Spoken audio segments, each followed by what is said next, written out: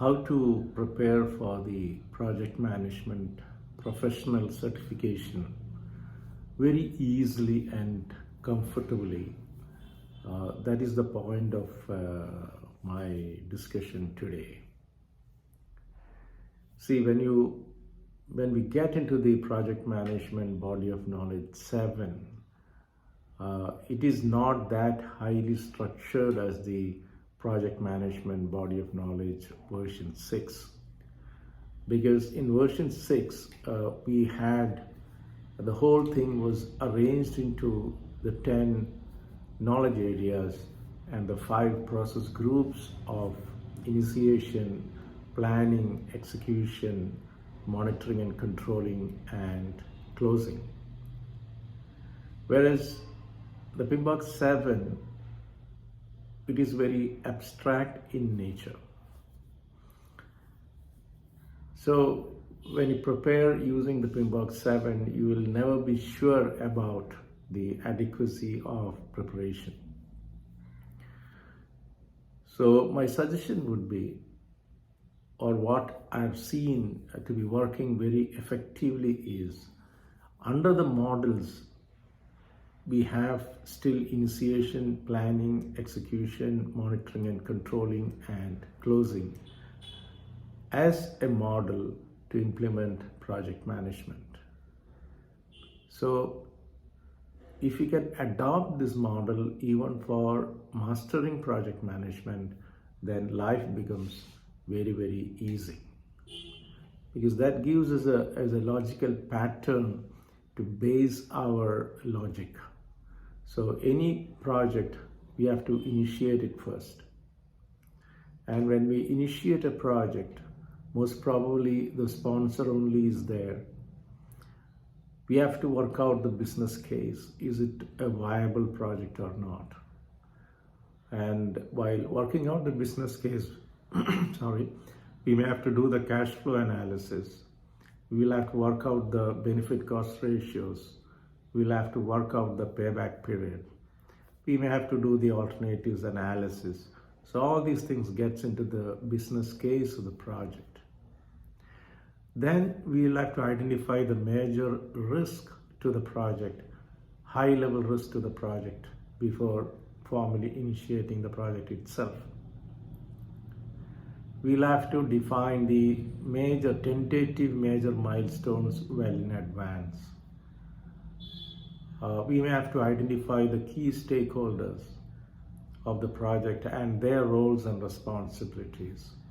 So all these things put together, we document it as a charter that becomes the project charter, which gets approved by the sponsor of the project. And many projects, this charter may not be available when the project manager takes charge. Then the project manager is supposed to work along with the sponsor in developing the charter. The key aspect of the charter is, it is a senior management document. So it must be approved by the senior management, not by the project manager. Project manager can help to prepare the project charter, but the project manager cannot approve it. It has to be approved by the sponsors of the project. That means any changes to the charter also should get documented in the charter. While identifying the key stakeholders, the project manager is also a stakeholder.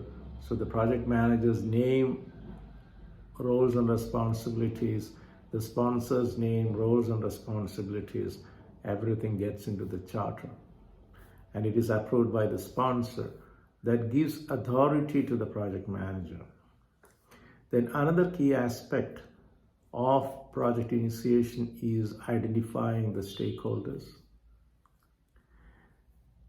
Once the initiation is over, the project manager is identified. The project manager guides the project into the planning phase. There we talk about developing the project management plan, collecting requirements, defining the scope, then decomposing the scope into work breakdown structures, and then work packages, and decomposing the work packages into activities, sequencing them, arriving at the schedule, then developing the risk management plan, developing the procurement management plan. So there is a logical flow if we go by the initiation, the process groups of initiation, planning, execution, monitoring and controlling, and closing. This is very easy. Another aspect is, okay, please decompartmentalize between the predictive project management and the agile project management. And then when we talk about hybrid project management, we can talk about how to mix these things very intelligently for managing projects effectively. But while studying itself, if you mix it up, then at no point in time we will be sure about any of these things. So first thing is, you try to stick to the 5 process groups of initiation, planning, execution, monitoring and controlling, and closing, even while mastering project management using PMBOK7. And then decompartmentalize predictive project management, agile project management, and hybrid project management. Our course, the PM Distilled Project Management Program, is designed accordingly, and so far we have a good track record. That means of the people who wrote the exam, we have 100% pass rate based on the PMBOK7. So if you want to know more about this particular program, please click on the link below and that will take you to the program page. And I'm available to you in order to clarify all your doubts. So whatever doubts you have, you can post it as a comment to this video. I'll be more than happy to answer your questions.